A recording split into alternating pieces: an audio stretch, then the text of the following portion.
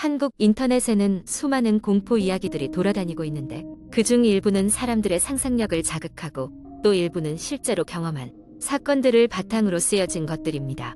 이제부터 소개할 이야기는 그러한 이야기들을 종합하여 하나의 긴 이야기로 엮은 것입니다. 이 이야기를 통해 여러분은 한국 특유의 으스스한 분위기와 함께 전해지는 공포를 느낄 수 있을 것입니다.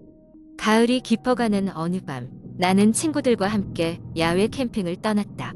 장소는 서울에서 그리 멀지 않은 경기도의 한 산자락에 위치한 오래된 캠핑장으로, 이곳은 이제 거의 사용되지 않아 폐쇄된 듯한 분위기를 풍기고 있었다.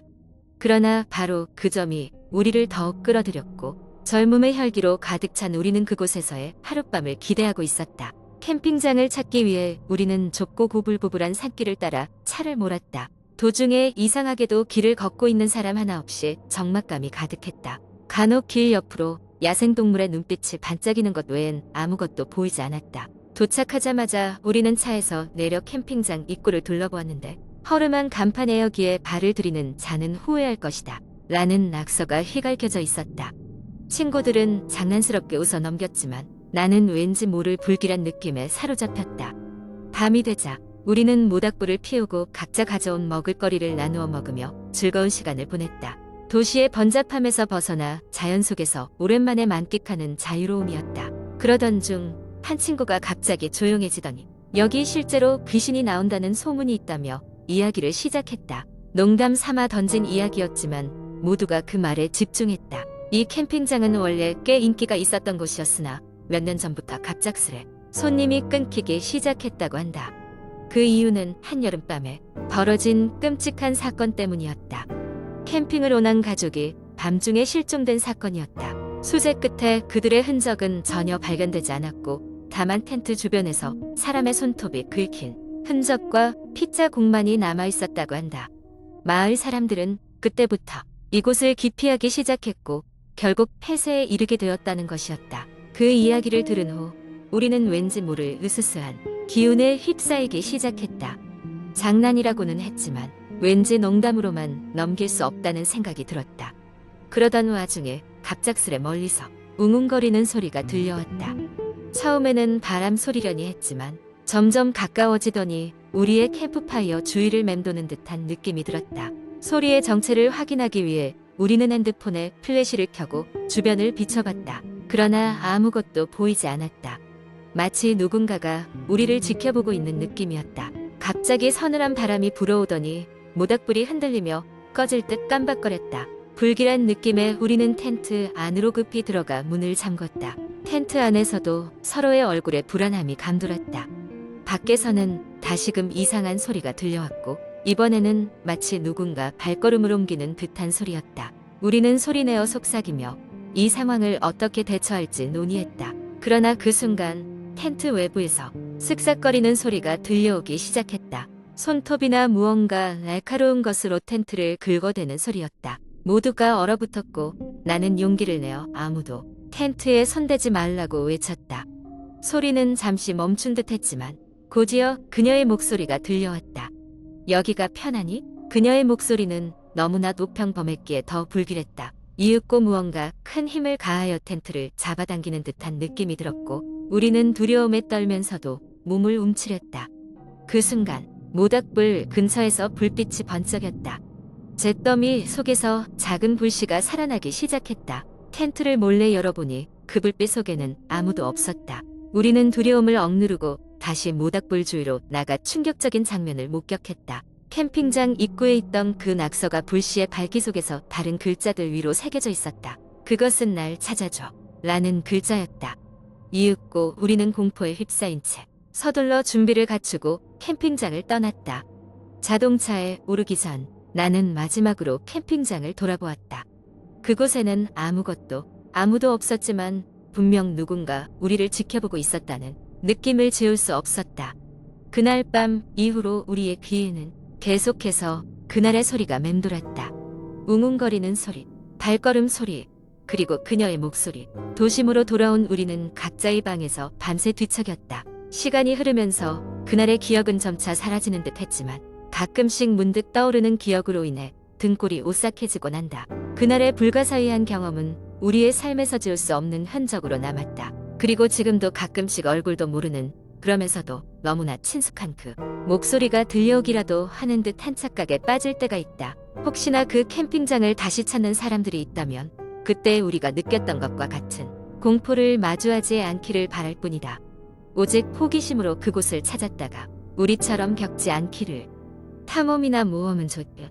때로는 알 수 없는 존재와의 조우가 더 중요한 것을 잃게 할 수 있다는 것을 기억해야 할 것이다. 이 이야기는 여러 인터넷 커뮤니티에 떠돌던 공포 이야기들에서 영감을 받아 구성되었습니다. 물론 이는 허구이며 단순한 이야기로서만 즐겨주시기 바랍니다. 그러나 이와 같은 이야기들이 우리의 일상 속에서 긴장을 풀지 못하게 하며 모험을 떠나는 이들에게 경각심을 일깨운다는 점에서 그 가치가 있습니다. 언제나 현실과 픽션을 구분하며 적절한 공포는 즐기는 데에서 그치길 바랍니다. 두 번째 이야기. 한국 인터넷 커뮤니티에서는 종종 사람들이 자중을 얼어붙게 만드는 공포 이야기를 공유하곤 합니다. 이 이야기들은 대개 일상적인 삶 속에서 벌어지는 기이한 사건들을 다루고 있죠.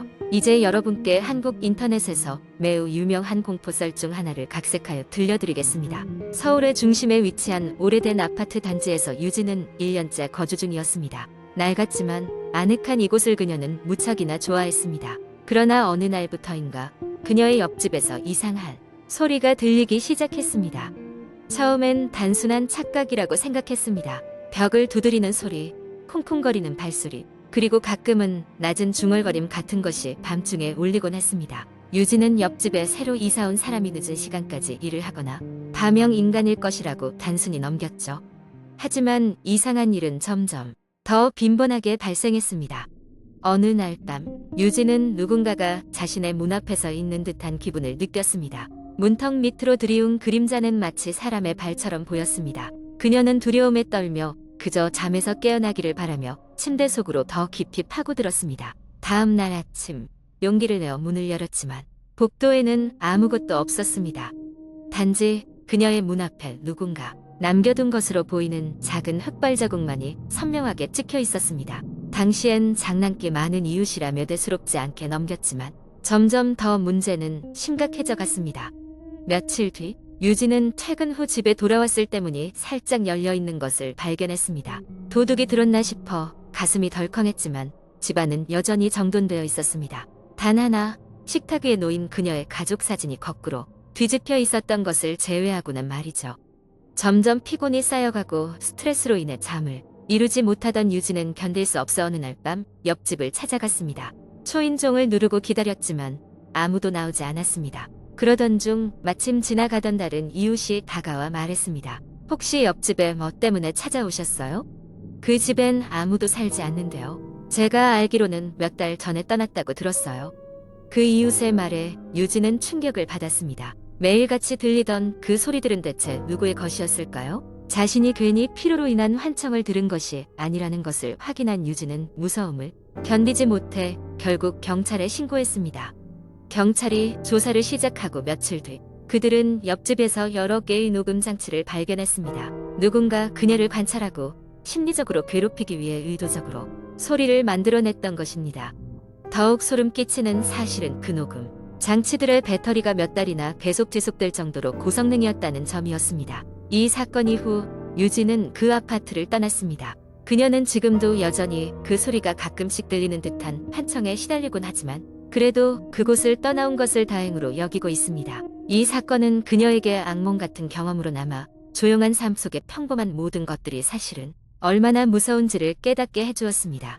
그래서 당신이 밤중에 혼자 있는 동안 그저 바람 소리나 아늑한 교외의 정적만이 들리길 바랍니다. 아무도 살고 있지 않은 집에서 나는 그 이상한 소리는 결코 들어서는 안 되니까요. 세 번째 이야기. 서울의 한적한 외곽 지역. 사람들은 이곳을 보이지 않는 마을이라 불렀다. 마을은 깊은 숲과 험준한 산으로 둘러싸여 있어 외부와의 왕래가 거의 없었다. 이곳에 사는 사람들은 도시 생활과는 거리가 멀어 TV나 인터넷 같은 신문물에서 조금 비켜나 있기도 했다. 사람들은 이곳에서의 느린 일상을 사랑했지만 그들 사이에는 항상 기이한 전설이 전해 내려왔다. 언젠가부터 이 마을에 단 하나뿐인 공중전화에서 심야만 되면 걸려오는 알 수 없는 전화가 있다고 했다. 전화를 받으면 아무 말도 없이 숨소리만 묵직하게 들려온다고 한다. 이 전화가 끊기지 않고 계속 이어지면 받는 사람에게 무서운 일이 일어난다는 소문이었다. 그래서 마을 사람들은 해가 지면 그 공중전화 부스 근처에 가는 것을 피했다.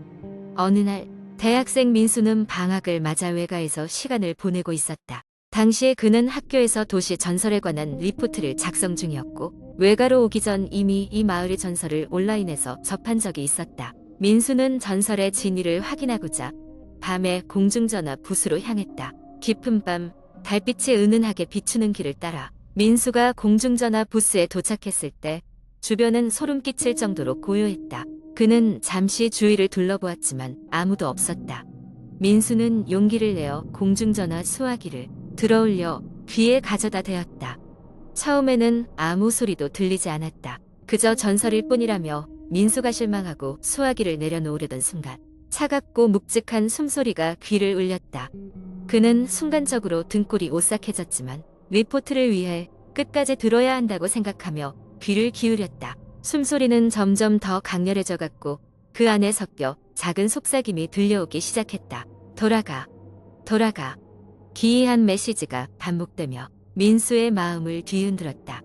남의 장난일 거라고 애써 무시하며 수화기를 내려놓았지만 그날 이후로부터 민수에겐 이상한 일이 벌어졌다. 그는 며칠째 악몽에 시달렸다. 꿈속에서 그는 그 공중전화 부스 앞을 맴돌았고 낯선 그림자가 그를 쫓아왔다. 이상이 심해져 결국 민수는 친구들에게 모든 일을 털어놓았다. 친구들은 농담인지 진실인지 헷갈리며 민수와 함께 그 공중전화 부스로 자정 무렵 다시 향하기로 결정했다. 그들이 도착했을 때 바람이 세차게 불어왔고 부스 안쪽에는 낡고 해진 수화기가 그들을 기다리고 있었다. 민수는 친구들 앞에서 용감하게 수화기를 들어 올렸지만 이번에는 어느 때와는 달리 전화선이 끊어져 있었다. 놀란 민수가 뒤돌아섰을 때 그는 친구들의 표정이 돌처럼 굳어있는 것을 보았다. 그들 뒤에는 손에 전화선을 감고 있는 그림자가 서 있었다. 그 후로 민수와 그의 친구들은 아무에게도 연락하지 않았고 그날 이후 그들을 본 사람은 없었다. 마을 사람들은 그저 또 다른 전설이 추가되었을 뿐이라며 아무 일도 없었다는 듯 일상으로 돌아갔다. 하지만 공중전화 부스에서는 여전히 심야마다 전화벨이 울리곤 한다. 전화를 받으면 여전히 그 차가운 숨소리가 수화기 너머로 들려온다는 소문만이 조용히 퍼져나갈 뿐이었다.